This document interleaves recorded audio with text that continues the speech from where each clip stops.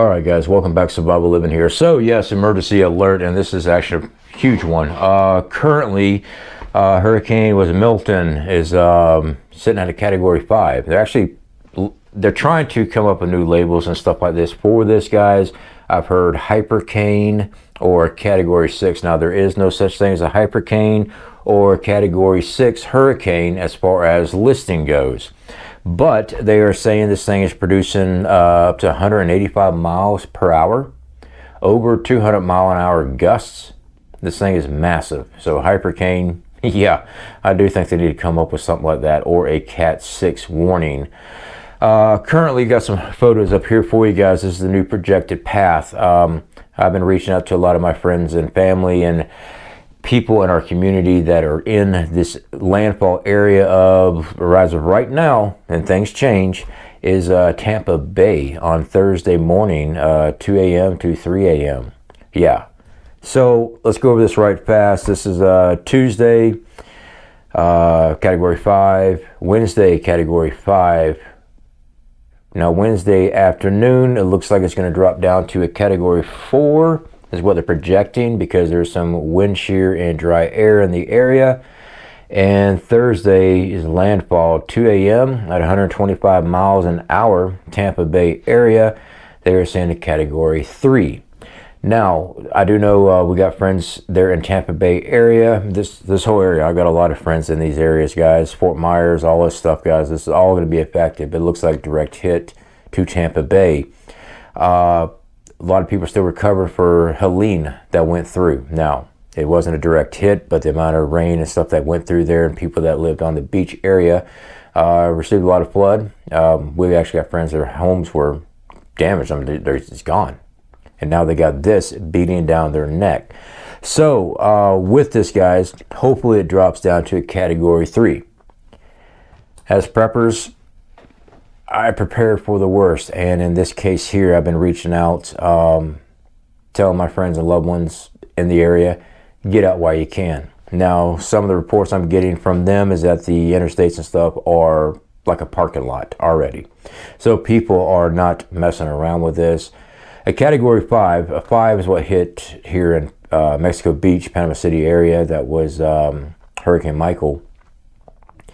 And it is not wise. I know Floridians want to say, hey, we'll ride out hurricanes. The problem is with these massive hurricanes that we're seeing, there is nothing to ride out in. Your home is gone.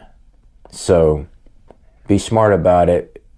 If this thing come Wednesday afternoon is not down to Category 4, I hope that you evacuate it out. I really do. Now, the spaghetti models are shown very, very tight on this, so I don't think there's much leeway. I mean, even if the eye wall was to move left or right a little bit, I'm not expecting major movement. It's going to be bad. People down Fort Myers area, I keep looking down at my map down here, guys. You guys are on that dirty side of the storm. You're definitely going to be catching some really bad wind, rain, tornadoes, flooding. Absolutely. Tampa direct hit, of course you're going to be really bad off. And this is supposed to go all the way as a hurricane across Florida.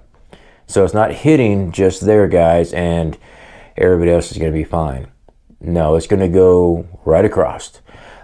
People in Daytona Beach, Ormond Beach, guys, Ormond City, you guys are going to be getting it too. I mean, you're going to get hurricane winds, rain, flooding. If you're in this track, choice is yours. I'm saying get out of the way of it. All right. I know at Cat 3, I ride it out. At Cat 5, I'm not about to mess with. Unfortunately, I do know there's a lot of people that do not have the option of leaving. There's just no way. Reach out to people. If you can, get out. If you can't, hunker down. Make sure you have your supplies. One of the top one, of course, is water, guys. Make sure you have water, clean drinkable water set aside. Now, guys, I've shown the 5-gallon buckets from Walmart. All right, you can get them in the hardware section. They're like $3. A lid is like $2, so $5, $6. These are food grade buckets that are there. All right, you can store food, but you can also store water. All right, 5-gallon buckets, seal them up. You are good to go as far as drinkable water. That has always been one of the main things after a hurricane. Okay, let's say that your home is still intact, but grid's down in your area, and it takes people time to get there. We can look at what's going on in North Carolina, Tennessee right now. It's not good. All right, it's not good. Have supplies on hand. You are guaranteed right now, as the projections show, you're going to get hit hard. So guys, if you're not evacuating, stock up as much as possible. I don't care. I'm not talking about running to the store and go buy a whole bunch of bottled water. Go get some buckets and start filling them up from the sink. All right, fill up water. Have ways. Food. Get food. Canned goods, guys, they last forever. All right, they last a very long time. Most of the canned goods you can eat right out of the can. You really don't have to. You don't really have to cook them. All right, that is more palatable if you do. They're already been cooked, put in the can. The majority of food and canned goods. But gas stoves, camp stoves, guys, you know, they're like 40 bucks. All right, the little green propane tanks. Now those have gone up in price big time. We use the adapters with the 20-pound tanks and stuff, but have a way of cooking food. Do not, I cannot stress this enough, do not cook inside your home when grid's down with a propane grill. Don't do it. You'll succumb to carbon monoxide. You survive the hurricane, but you gas yourself out. All right, so don't do that. Take it outside. Alternative power, of course, it's too late for what's coming your way right now. Okay, so you know, don't run to this. Don't go online and start ordering. Don't go online right now and start ordering solar generators and solar panels and stuff, because it's not arriving anytime soon, and they're not going to be delivering it to a disaster zone. Okay. If you have gasoline generators, make sure your oil's topped off in them. Make sure you have fuel on hand, and I mean a lot of fuel, because you're going to need it. Odds are, if not today, tomorrow, those pumps are going to be empty. One of the big things we have seen is that when these massive hurricanes come through, flood water and rainwater, the pumps around the area, they become contaminated with salt water or fresh water. It just gets flooded. So even though you might have cash on hand, might be able to do some to get fuel, you got bad fuel. All right, so this here, guys, if you're evacuating, head northwest, get out of this cone. I don't foresee it coming up like my area, Panama City, but this slough that they've got there, it can go anywhere in that cone. But as of right now, direct Tampa. Okay, don't mess around with this storm. It's been building, and like I said, you know, over 184 miles an hour currently. They're saying it's going to drop down in intensity before it makes landfall, but they're guesstimating on that.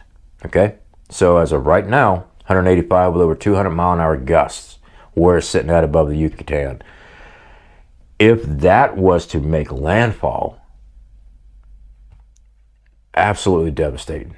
All right, I mean, we've seen some bad storms, but that would be historically horrible. It'd be destroying a lot of stuff, and it would take a lot of lives. All right, guys, if you got friends, family in the area, please get in touch with them. Give them a place. If you know, even a mattress on the floor, a sleeping bag on the floor, a couch, whatever, offer them safety. All right, because this is something they don't need to be playing around with at all. All right, guys, appreciate your time. As always, prepare as much as possible. This storm here is going to be a big one. If you're able to help out people down here in Florida, do your best to. They need it. We got people in North Carolina, Tennessee that it's really bad off as well. These storms are getting worse and worse. There's all kind of theories out there as far as what causes them. Quite frankly, I don't have time to worry about what's caused these storms. I have my own beliefs, but it doesn't change on being prepared for them. It don't.